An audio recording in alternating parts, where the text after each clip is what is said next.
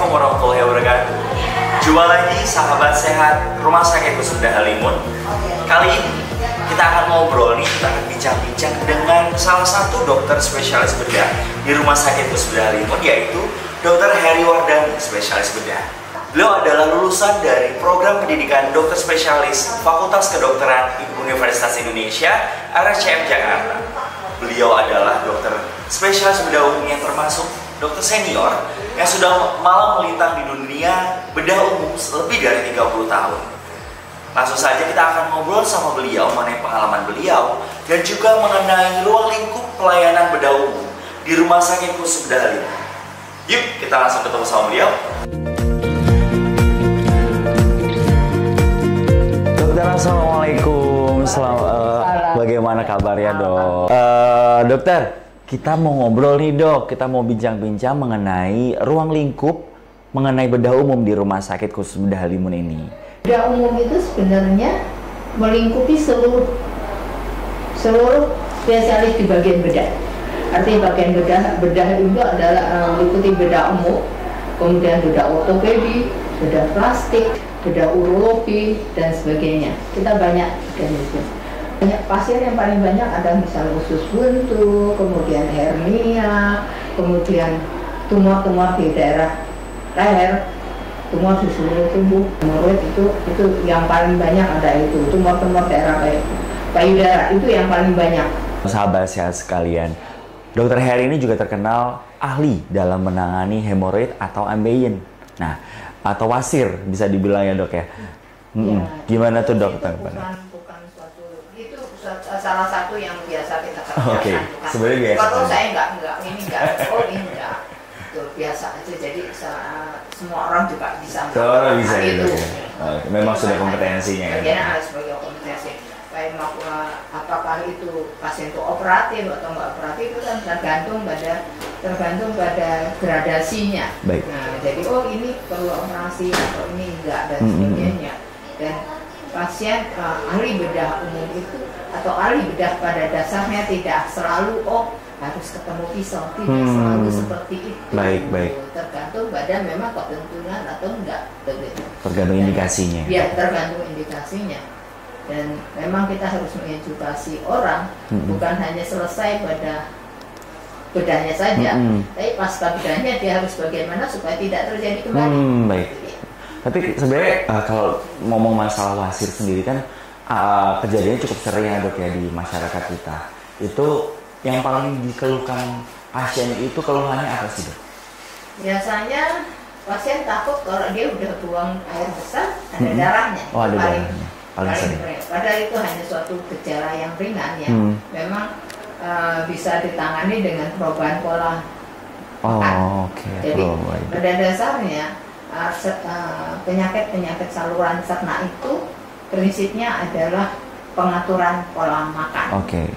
Karena pengaturan pola makan itu kalau pencernaan kita itu kan mulai dari atas, mulai dari mulut sampai ke dubur itu kan segala macam ada di situ. Lambung, usus 12 jari, kemudian usus halut dan usus besar. Biasanya orang apalagi di daerah kota besar biasanya kurang makan sayur. Kurang serat ya, Dok. Kurang serat atau makan serat dengan yang seperti vegeta dan sebagainya. Tapi sebenarnya itu salah karena memang ya serat harus karena supaya makanan itu kita makan 3 kali sehari. Harusnya kita buang air besar minimal 1 kali sehari. Kalau kurang dari itu berarti ada sesuatu yang tertahan di dalam. Seperti sesuatu yang tertahan seperti kita berjalan di suatu jalan, ada suatu tahan berarti ada yang macet. Kalau ada macet berarti kan ada tahanan, ada masalah ya, Dok, ya? Ada masalah. Kalau ada masalah, ada sayur yang kurang, berarti pencernaan itu semua kotoran itu ngumpul di pada usus besar. Kalau dia ngumpul di usus besar, berarti kan aliran terhambat. Berarti mulai dari atas, gangguan dari pencernaan mulai dari gastritis, mah dan sebagainya. Kemudian dari dia masuk sisa makanan itu masuk ke dalam usus buntunya, bisa jadi timbul masalah. Kemudian di bawah lagi karena buang air besarnya harus ngedan, timbullah wasir. Nah, timbullah wasir, kotoran itu mengumpul, berarti racun tambah di situ. Timbul utuh sebelahnya, timbul saluran di sebelahnya milik para anarkista. Nah, kalau memang racun itu begitu numpuk di dalam usus besar, di situ kebetulan ada luka. Infeksi. Racun ada, bukan hanya infeksi, racun di situ ada luka. Suatu saat berkembang jadi bisa menjadi kanker usus. Nah, bisa saja terjadi. Iya. Jadi inti dari kalau misalkan ada permasalahan di saluran pencernaan, otomatis dari dietnya ya dok ya. Iya. Dietnya kuncinya dari situ. Pola makannya, pola hidupnya. Betul.